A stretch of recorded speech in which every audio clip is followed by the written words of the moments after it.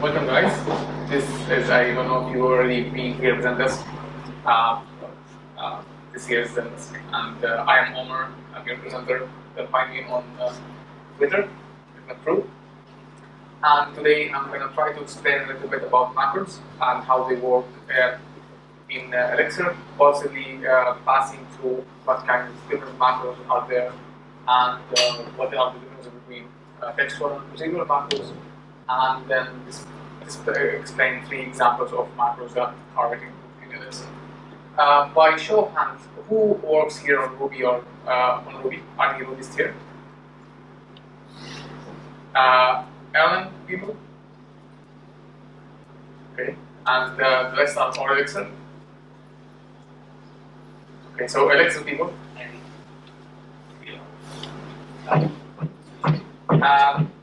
Alright, so let's get this started.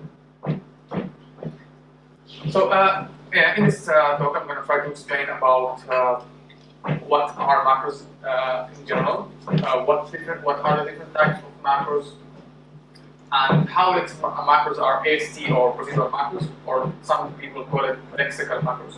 And I'm trying to explain a little bit there, and a little bit about compile time versus runtime and how macros get expanded. And then I'm going to give examples with unless macro, assert, and I've been working on this library which uses macros to define methods at compile time. So I'm going to try to give an example about that library. So this is going to be about half an hour, maybe a little bit longer, depending on how people can go. So in short, macros are a way to transform some kind of input to code that gets expanded and included in the final application, so in the final binary or in the final like application if it's intermediate like PM, so the final binary. So this is like a big picture of what macros are and how they actually like what they expand. So macros can expand something, which in this picture is question marks. Depending on the type of macros, it defines what expands to what. So Wikipedia explains macros are as rules or pattern to map certain input to an output. So it's more of something about code that will actually generate code, and they in the normal or more formal way they normally expand text to output text which gets compiled. So that's the more historical way of macros. They are used to reuse part of the code, remove some clutter where there are some boilerplate, and to create DSLs. Especially in languages that they don't like, not like Ruby, for example, like Elixir, which doesn't have metaprogramming that is it happens at runtime. So macros solve that issue. So when we speak about macros, two main types of macros are textual macros and procedural macros. And these macros have characteristics. One main characteristic is the hygienity. So it could even be, they can be hygienic or non-hygienic macros. First of all, let's explain about the text macros.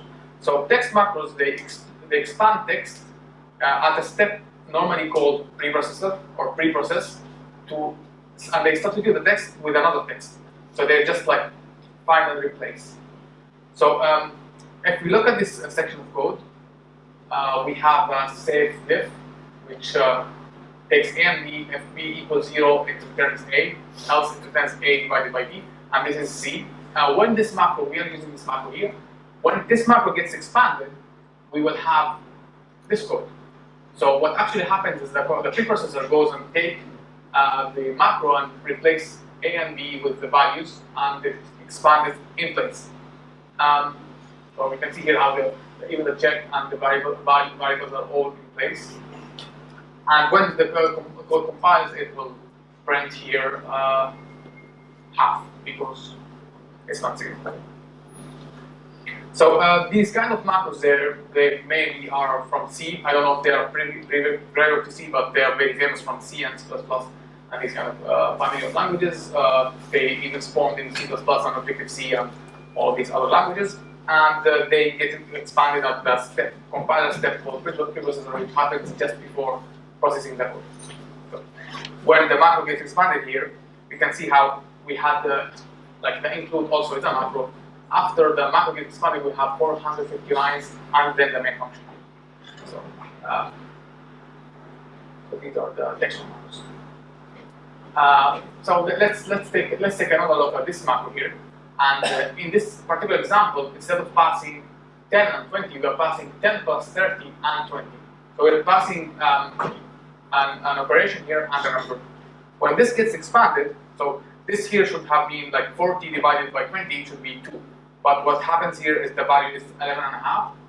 And the reason because these kind of macros, they don't conserve the lexical meaning of the code. So what they do, they just replace some section of code, some section of text with other section of text.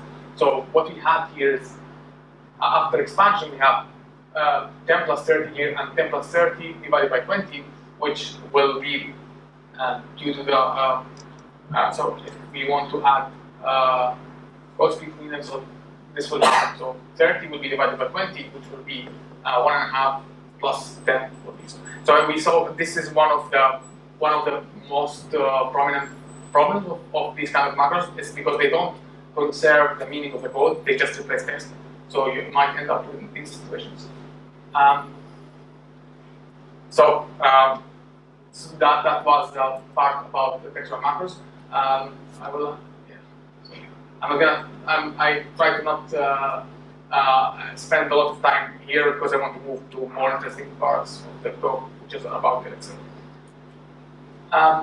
So procedural macros. Procedural macros are more interesting. They get AST and do some calculation and manipulation, and they return another AST. And AST here is short for abstract syntax tree, which is when the code gets parsed, it creates this AST. For example, an operation of 1 plus 1 in AST is plus with left 1 and right 1. These kind of macros, they receive this AST, and they could do some operation to return a different AST, which will then be added to the code, and it becomes your final code that gets one. So these kind of macros, they could do stuff like define methods or modules, like in the Elixir case, and they have one of the characteristics is that they preserve the lexical and syntactical structure of the original code. So they actually don't, so they understand what kind of operation are getting passed to, and not just they just replace text with text. So they get ASTs, they do stuff expanded, and they give you some different AST which will then be added to the code. Like here we can see an example in Elixir. We have a module that have a macro, which in this case is add auth, which in the particular case of Elixir, a macro have, in order for stuff in the macro to be expanded and being added to the color side, it has to be quoted. So we can see here how the macro called add auth, it returns a quoted, and I'll explain about code a little bit later, but it returns a method definition that gets expanded here at the quoted side, which will then create a method, so which will then make this authenticate method available on the module that called the macro. So here you can see that we have authenticate, and the string will be authenticated. So I will get back to Elixir macros, but let's talk about something called hygienity, or what's a hygienic macro. So hygienic macro is any macro that, when expanded, don't introduce new variables. So they don't spew new variables, and they don't swallow variables. So they are scoped. They don't affect the code at the calling side. They don't use variables from the current scope, and they don't alter the current scope in any way. Okay. So let's see some examples of non-hygienic macros. So in this example here, we have an increment value macro, which defines an integer b of 10, then does a equal a plus b. So when you pass it 2, it will say it will say x equal x plus 10. So in this case, it will print 12. But this is not a hygienic macro, because as from its expansion, it introduced a new variable in the scope, which is the b. So if we then alter this code in a different day and we add an integer b, this will, after expanding this macro, we will have an issue because now we have integer b defined twice, which will not compile. So by introducing this kind of macro, you might find yourself in a situation where you don't know what's going on. And because the code doesn't get shown here, except if you do some commands like in TC, you can expand it to see what's the final output. You will be a little bit dazzled with what's going on. Another problem with macros, so here another problem with macro is that they could swallow variables. So for example, in this macro, by mistake, I say a equals a plus c instead of like using a or b. So now, in this example here, instead of getting 12, I'm getting 52. That's because the macro swallowed the variable c. So it's using a variable from the scope. So this is another example of how hygienic macros could be dangerous, but it might be a little bit lean toward making them very dangerous. They have different problems that they could otherwise use. So let's move up to the how macros are, or what kind of macros Elixir uses. So Elixir uses macros. You can define macros with Elixir using def macro, and the Elixir macros use AST. So they are AST macros. So you get AST and they return AST. Anything that you call in the macro, because macro gets expanded at compile time, anything you pass to them is not going to be values, it's going to be ASTs. So if you pass an operation, instead of getting the value of the operation, they will get actually 1 plus 1 as an AST. They are hygienic. You can make a variable visible after the expansion, but by default they are hygienic. They are expanded at compile time, as all macros do, and Elixir uses macro very extensively.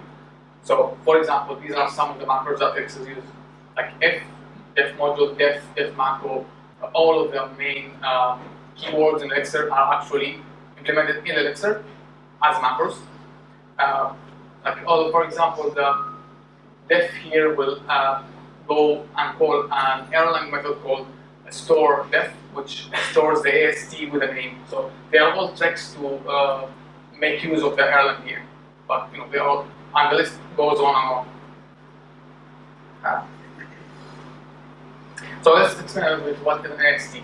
AST is after your program gets parsed, you get this thing called AST, which is a representation of what your program does. This representation is abstract because if you have quoting or you have brackets, like for example, if you say 1 plus 1, I think this is an example. Okay, so if you have 1 plus 1 with brackets, the brackets are implied. So because the ST is abstract, doesn't have the brackets inside it, it's just implied. So they are not implied, and other coding conventions are implied and stuff like that. But the ST is the final representation that the program, what the program does. In Elixir, in the particular example of Elixir, the AST of Elixir is represented with Elixir data structure, which is the tuple. So all Elixir ASTs are represented with Elixir tuples. For example, here, and quote is the way of accessing the AST. So if you want to get the AST of an operation in Elixir, you have to quote it. So you say quote to pass the operation, and this one will return the AST. So for this example here, the AST will be a plus operation with this here is a context. This is for the compiler to know what's going on. So it could have the line number, it could have where you define this. In order, so if some issues could happen, it could go to this here and know where was it expanded, stuff like that. And these are the operation, the arguments of the def plus. So function, context, parameter 1, parameter 3. And if you want to put it a better example here, we have the operation, the context, and the expression. The first argument of the tuple is always the function or another tuple, which might be a remote function. The next is the context, and the third one is the arguments array that the operation receives. So here you have the operation, the context, and the argument. And for a bigger example, like this one here, where we have brackets multiplied and stuff like that, we get a bigger AST, which is a little bit harder to see, but I'll try to walk through it.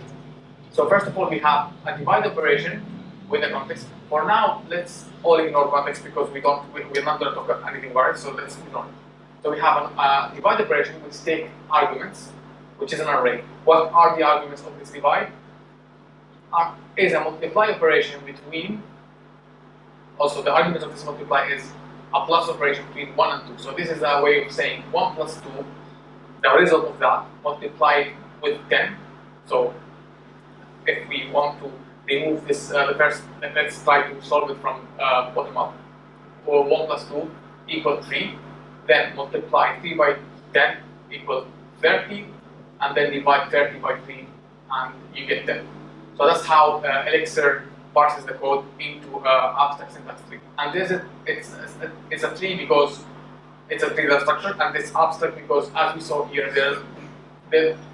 you don't see the coding because coding is implied and other operations are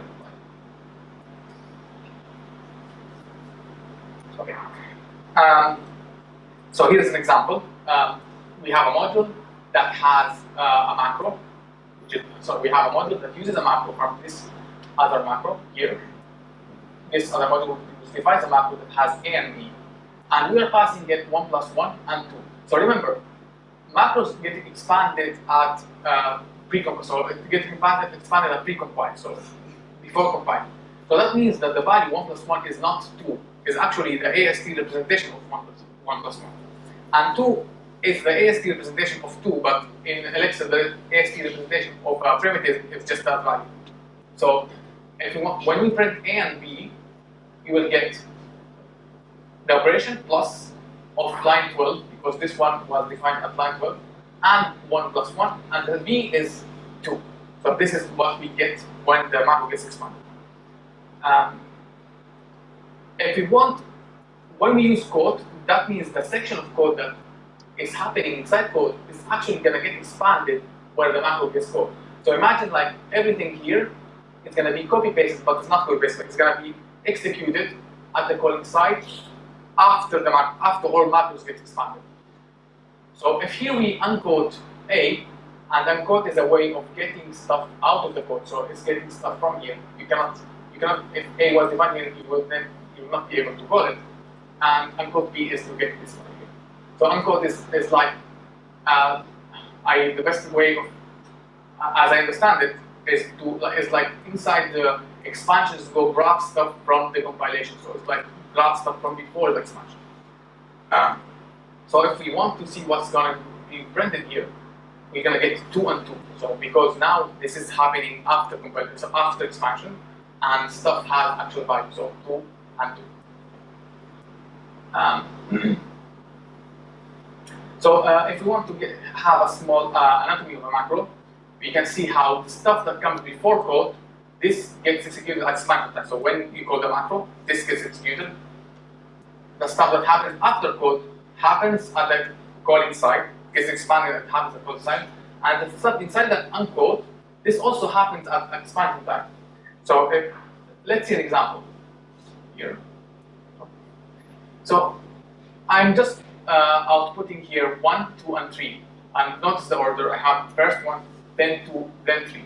So if I call this macro, if I use this macro inside a method, so I'm defining a method here, and I have macro inside it, and then I call the method here. So the ordering will be like this. 1 will be called, then 3, then 2.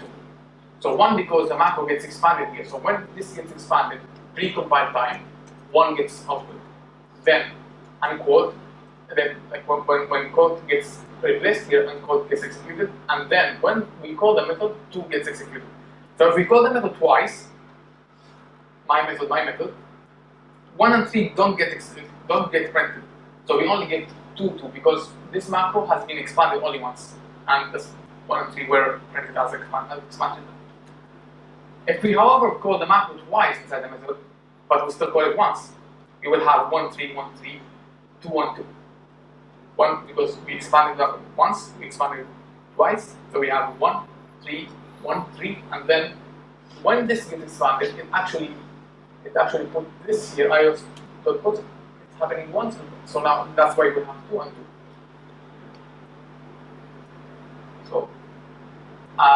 Next sections are more about macros in some examples, so I could wait here if there are some questions before we enter the next section. Are there any questions?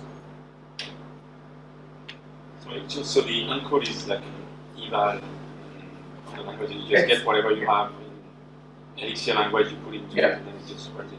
So uncode is very similar. There is a code eval. So there is another function called code eval quoted, which you pass an AST and it will give you the value. But there's a little bit of complication because if you define variables, these variables might not be still available with values at compile time.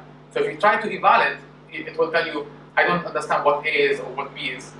So uncode is a way of saying this A is not the A inside the code, and there's not any A inside the expansion. It's the A that you know at compile time, but give me the value for it. But you can think about it as an eval.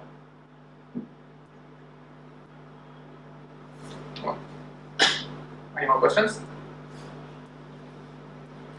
All right. So next, let's talk about some macros that are Elixir. And these probably are the easiest one. Like def is more complicated. Unless here, so unless macro is like unless Ruby or it's equal to if not. So if not, true, do something. And let's start with unless. So in this example here, we have a method that has unless inside it. So if unless 1 equal to print the output, and in this case, equal 1 doesn't equal 2, then it will print 1. So first of all, whenever I want to try to use macros, I just implement what I want to use and output stuff just to see what I'm getting, because the AST might be unexpected. You don't know exactly what's going on, so it's better to just see what the compiler will compile. So in this example here, if I want to, I'm just inspecting what the value has been passed from this here. So sped up, we got an equal operation between 1 and 2, which is the first argument there. So unless as a macro receives 2 arguments, the first argument is the equal operation, which has equal operation 1 and 2, and the next argument is the block, which is actually, you can see here, it's calling 1 on IO inspect. So it's IO inspect 1. So this is the thing inside this. If we want to make it more clear, so it's more, So if we want to uncode, so if we want to see what values they have at runtime, so after expansion, we'll see here that it will print false and 1. So after expansion, in the code, which again takes the check and put it there and takes the block and execute it, we get false and 1. So if we uncode check, it will actually say 1 equal 2, which is going to be false. And if we uncode the block, it will actually execute it. So uncoding that block, executed it. So I'm coding this section here, actually executed and not. So in this case, it means that I have to write something similar to this. I have to say, code if not uncode the check, which was false here. If not false, then execute the block. And this is what I actually wrote. So if not uncode, then execute the block. And this will do an unless for you in this scenario, which is, that's pretty much it. Of course, unless it's not implemented like this in the language, it's more complicated. It has some casing and has some optimization for Boolean checks and stuff like that. But this is some like mock implementation for it. Do we move on? Question? Questions first. Why the AST example which you just showed, you can show to us slide? Yeah, this one. Why context contains line but doesn't contain context pre-import, like your previous slides. You mean this one here? Yeah. No, okay. that's parameters. Second, for example, first Yeah, AST for check, second element, line. Okay, previous slides there were context and import, and here is just line. Okay, so some of these examples were written in Atom, and some of them were written in an application called CodeRunner. So I suppose that the other name, the other context was the name of the file, but I'm not sure. Like, if I have to be honest, I never look at these. I don't know what these do. I never use them, and so it was just different yeah. environments. And if you don't mind, can you use move forward? So there is uncode check comma. What is comma does? Okay, so yeah, I suppose I have. Okay. So in Elixir, as you saw, f is also a macro. So f is a macro that takes two parameters. The first parameter is the check, which is what I am passing it. And the second parameter is the block that I want to call if the f is positive. So here what I'm saying is call f method. So like imagine that you have a code here, bracket bracket. It's like calling f with two arguments. The first one is the uncode value of check, which is false in this case. The other one is the block itself. So when you write, you can write it like this: f something do without a comma, do enter the thing end, like Ruby or like other languages, which is a syntactic sugar for coding it like this. So all of them they end up doing. So this comma do it does the same as do it. Actually. If you want to think about it, look at the unless function we did. You see unless one equal to do, then we pass the method here. No, thank you, I understand. It Okay. was what they call elite macros and this one. Yes. Yeah, very similar. Okay. Any more questions? Next, let's talk about the assert macro, which is from like exe unit or any other language they have normal assert, where you say assert one equal to. If the assert is positive, it will just print a dot. If it's negative, it will print something like this: assert with the operation failed, the code that expected, or the code that you passed, left-hand value and right-hand value. And in this case here, 1 does not equal 2, so it prints this. So let's try to define this macro here. So let's write assert, which takes the check in this case, because it only takes one argument. As you can see, assert 1 equal to, that's the argument it takes. And assert 1 bigger than 2, that's the argument it takes. So first of all, as always, let's try to print out what what the value of this one, which we'll get in the case of 1 equal to 2, we will get equal operation on the line 15, which I suppose where it was defined, and 1 and 2. So that's what you will see in the assert. So based on this, if we want to make it a little bit more, I went for bigger. So in this case, it's bigger. Sorry. So we want to print something like this. We want to print assert with bigger failed, and then we will say 1 bigger than 2 left hand on that one. So this is the IST that the assert gets, the operation, the value, and the first and the right value. So in order to match this one here, so if you're not very familiar with Elixir, Elixir has pattern matching, so you could match based on what you receive. For in this case here, I'm receiving an operation which is a bigger than, and I have 1 and 2. In order to match to this, I can write something like this. I could say, I'm expecting something that has a tuple that has the first value, I want to assign it to op. And then it will take 2 arguments, left and right. So this is like saying, I'm expecting this kind of structure, and if I receive this kind of structure, create variables and give them the value of the operation for the first one, and left and right. And if this is not passed here, this will fail and the function will not be executed. So in this case here, I'm saying the op is bigger, the left is 1, the right is 2. And then I'm calling an internal function called doAssert, which I'll show later. But let's try to expand each one of them. The check here, which is the whole thing that was passed. The check here is, if I unquote it, it will actually execute 1 bigger than 2. So it will actually execute it, which will return, in this case, false. When I encode it, it will return bigger than. Encode the left will return 1, and encode the right will return 2. Using this information, I'm going to define a method that if encode is positive, which is true, just going to output dot. If it's not positive, I'm going to output the message that I received, that I showed, this one here.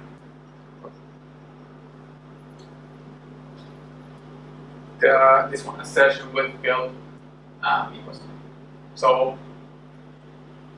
okay. So, as above, I'm doing pattern matching here. So I'm saying if the first parameter is true, ignore all the other parameters. I don't care about them, and just output dot in this case. So if it's true, just output dot. And here is also the same syntax: def, then comma, then do. It's the same thing. It's the def also the macro. I'm just passing it head and the block. And in case it's false, I'm preparing a string here, which has assertion with the operation fast, which is bigger. Left is 1 and right is 2.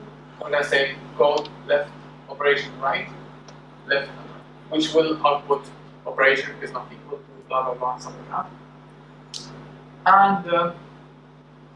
And this is the whole method. Like this is actually the whole assert. It might be a little bit more complicated, but this will handle all the cases like bigger, smaller, and all other ones. Yeah, so this concludes the assert. Any question about assert? No questions? All right.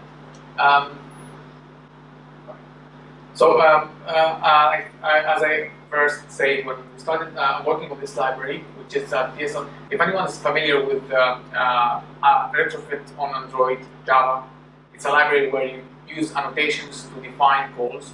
So instead of saying I want to pass, I want to do a GET request with this URL, you just use Java annotations before the method, and then these annotations gets using maybe generation. They generate classes, and based on these classes, or maybe it uses reflection. Based on these, they will actually do the request.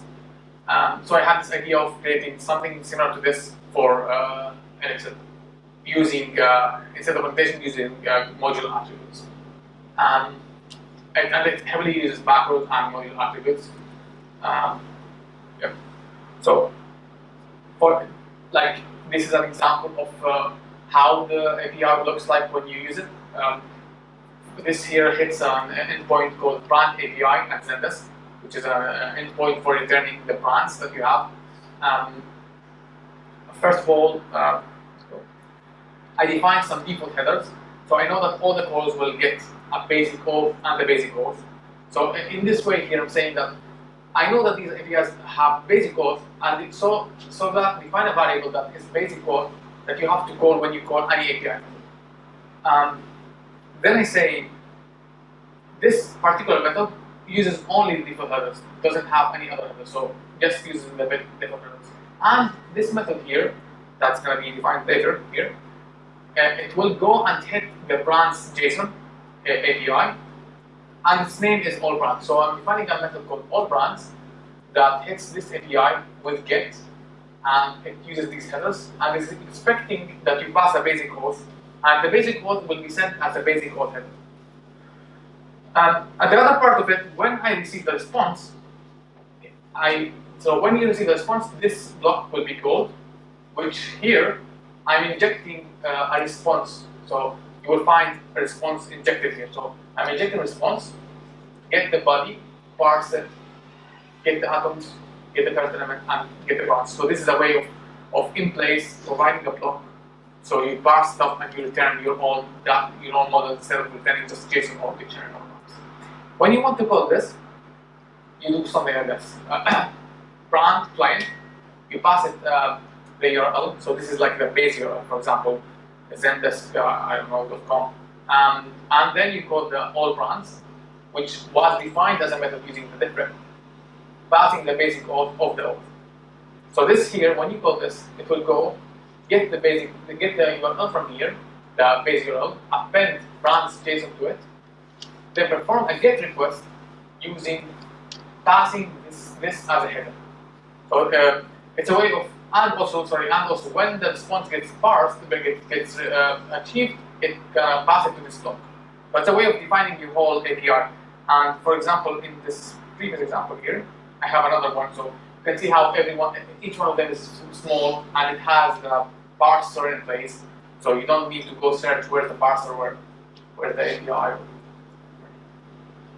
This is more like this is more. It would be more familiar for Java developers because they use annotations extensively, and it's less obvious for the Elixir guy. So so you can quickly create APIs using it. It defines some DSLs for getting APIs. Since all stuff happens at compile time, I can warn you and actually stop the compilation if you are passing wrong arguments. For example, if you're not passing a get or a post or a put, then I'm going to stop the compilation and tell you, hey, you have to pass one of these. If you pass wrong headers or not wrong headers, also I can stop you. And also, when I create the method, I put some sanity checks inside them to see if you're passing all the arguments I'm expecting and something else. And you can find it here if you're interested, which I think the link is already in the meter. I would love if you guys have anything about it, or like issues or any contributions also. Much appreciated. Sorry, quick question. So you said it will fail from what happened if you don't use get set, you can get close enough to it. Yeah. What about other, like your self-defined HTTP verbs? You want to define your macros about yourself? I think at the moment it will fail. If it's not put delete or the famous like 5, it will just fail. But maybe you can make it not fail. Also, it doesn't work with HTTPS, but that's nobody uses it. All right. So some of the interesting parts of this expressor is that it reads the module's attributes when I call the macro. When I expand the ST, I see what attributes have been called. Based on that, I define the method. So this is challenge was a little bit challenging. It uses the macro body as a function parameter to parse the API. So I get the body and I pass it the response, and they get the response and they pass it back to you. It has compile time checks, and it reads functions, URL, queries, and headers. And in this, I'm going to try to explain these two with a small example. I'm going to use HTTP bin. Are you guys familiar with HTTP bin? Yes. So it's a very small service hosted on GitHub or somewhere where it helps you create API clients by having some endpoints. For example, if you hit this endpoint with 200, it will always return set code of 200. So using this API, you can quickly define your client API and make sure that it passes all the tests and that it's satisfactory. And it has stuff like if you pass a header, it will return the header in the body. So you can use it for demoing different kinds of junk. I suppose it's done for people who want to actually define like API clients and not like API libraries. For example, if you want to do your HTTP portion or Poison, you can use this. And let's try to build an API. So if we curl to this endpoint here, passing status 201, we will receive a 2 and maybe some other thing, but we only care about the 201 in this case. So I would like to define this API here. So I would like to define this client here, which I have a get with the URL. Then I call defrec get status, passing an anonymous function, and when I hit the API, the response has to be passed in the response. So I'm trying to define this macro that will create this method, and I can call it like this. I can say my module get status 201, which will go ahead to do a get request on that URL and then pass the response there, and I'm just returning the status here. So response status. So that's how I'm trying to define. Okay, so let's start. As always, a macro. We know that it has a head, and let's print it. Okay, let's print the head. So just to keep in mind that this is what we call it. So we are now implementing the def, which takes get status and these are arguments. So if we print the head, we will receive this. So we receive you passed me a get status, which was the function name. So we say def break the function name, which is get status, and then the next parameter is the anonymous function. So all of this is the anonymous function. All of it. So simplify. It's you passed me a function name, then some context, then the function passed, the anonymous function passed, which you can see it around here. So for example, I can see that I'm calling response on null, which means I'm accessing a response variable that has no context, and then I'm calling status on it. So I'm calling response dot status, and all of this inside a function anonymous that takes response as a name. So that's one of the parameters, and the other parameter is the get status. But I just want to take the whole anonymous function as a single thing. So I'm going to parse pattern match against this function name. I don't care about the context and the function passed. And I just did that. I just copied what I think is going to happen and they put it there. And now I'm going to inspect what's the function name and what is the function passed. So when I do this and they run, I can see that yes, I matched correctly. I got the function's name, which is the get status, and I got the function passed, which is this function, which I don't want to call. It's a function that still needs to be called, so it's just an anonymous function. Good. So this, so now I have the function name and I have the function passed. So this is one part of the equation that I have. Now I have to get the URL. So if we want again to remember what shape of the API we want to end up with, we have an API, a get, and we have the URL, and we already have the get status. So these we already have them. We know how to get them. So let's get the URL. So we do that in Elixir using module.get attribute. So module, which is like the module name, like module, not my module, just module from Elixir, and then get attribute, and passing it the module name and the attribute that we want to get, which is get in this case. So this is like saying, give me the app-get value for the module. And since this is happening inside code, as you can see here, it means that it's going to be actually happening inside the class that we are calling the macro. So this is like saying, in the class that I'm calling the macro, get me the attribute called get, and save it as a URL, and then print it. One observation about this code here, module.get attribute can only be called at macro level. If you try to call it in your functions, it's going to tell you, I cannot call this after compilation. So this can be called only before compilation. So only at expansion level. So I can read these arguments only at the expansion level. So now I have the URL. If I print this, I'm going to get the URL. So that means I have the function name, and I have the function passed, and I have the URL. I just now need to define a method called getStatus so that the user can call it. And I do that using defining it. So how do we define it in Elixir? We just write def inside the code, of course, because it's going to be expanded at the content side. We do def unquote because I want to get the value at compile time. Sorry, after compile time. So def function name here will be get status. For this example here, let's say that I always want the status, but in the actual Elixir question, I say, are you passing anything inside the string? Do you have any parameters, or is the function without parameters? But in this case here, let's say that we always need the status. So yeah, after doing this, let's just print this. Let's just print this and see what happens. So now if I go and try to say my module will get status, it will print this because I defined the method and it got expanded and it got added to the module. Okay, so now I have the function name. I define the function. I have the function that has been passed, the parcel function, which I will pass the response. I have the URL, so I have everything. So I'm ready to actually do get it, which I'll do using. So in order to pass this so there's something called uncode fragment, which is a way. So in a def, if you want to grab stuff outside the def, you have to uncode.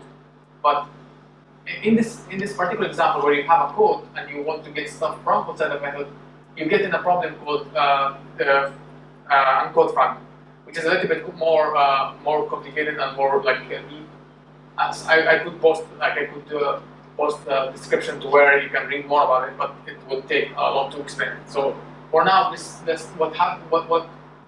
what I'm doing here is just I'm coding. So I'm creating a new function name and the new function path, which will actually have the values of uncode. So I don't need to call uncode here. Okay. Next, I'm gonna use HTTP portion to do the request, the actual request, and I'm gonna hit the endpoint. It doesn't matter here, so I'm just calling HTTP portion. That's not the interesting part. I'm just passing the URL, which here is here. So I'm gonna use the URL that I got from status, the status that I received here. So now I'm saying status 200 or something, and the response. I have the response now, which is here. So I have the response. I can do a request because I know the URL, and I know the endpoint, I know everything. I can do a request. I have now to parse it. So I encode the function pass, which is the function that had the response to the status. I encode it and I pass it the response. And this means that go fetch the URL, the response pass it to this function that I passed you, which will here print to 01 because of. Okay. So this, if you try to compile this, won't work because there's still another thing called there's still another problem with escaping. Data types like functions, you have to escape him if you want to pass it to a function. So you have to escape him, but this is also a more complicated topic that I also will link you if you are interested. So let's put it all together.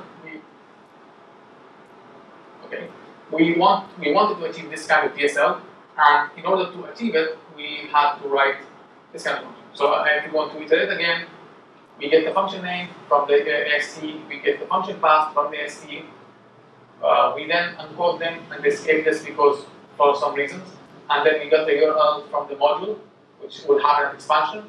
Then we define a method called the name of the path, which is get status, and the status. Then we did an HTTP portion with the URL that we got and the status, and then we got the function path and we called the response method. And yeah, if you want to know more about it, you this library, which has tests and has good documentation, I guess. I hope, and yeah, I think it's descriptive. Good luck. Have some eyes on it. And yeah, that's it. Questions? So, 2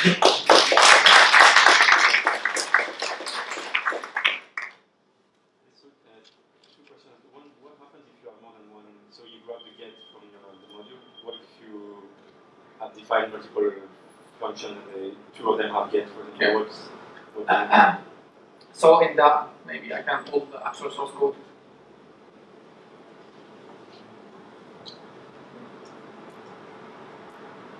Maybe not.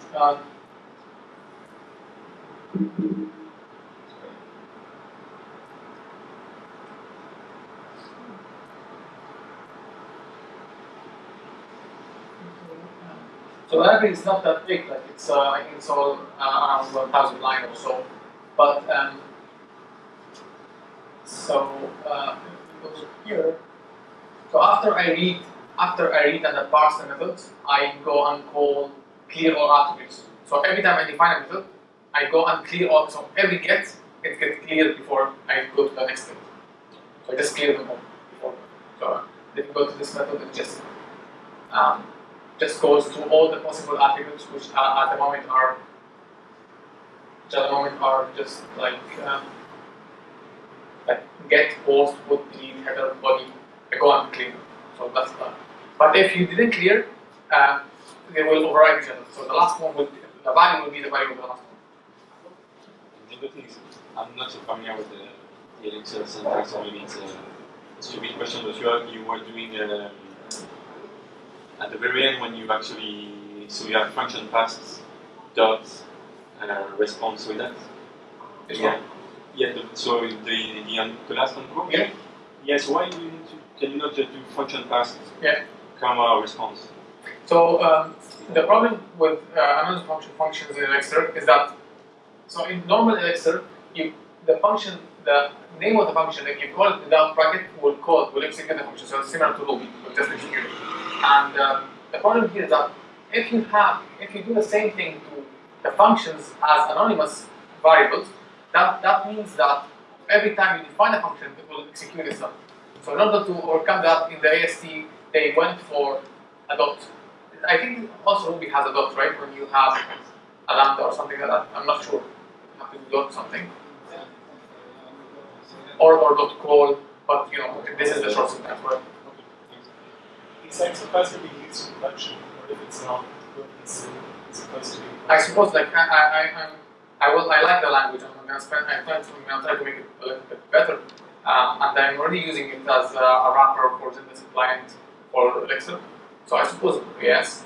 Is anybody else using it yet? No, Just it's not that much. I'm gonna try to make it more popular, but yeah.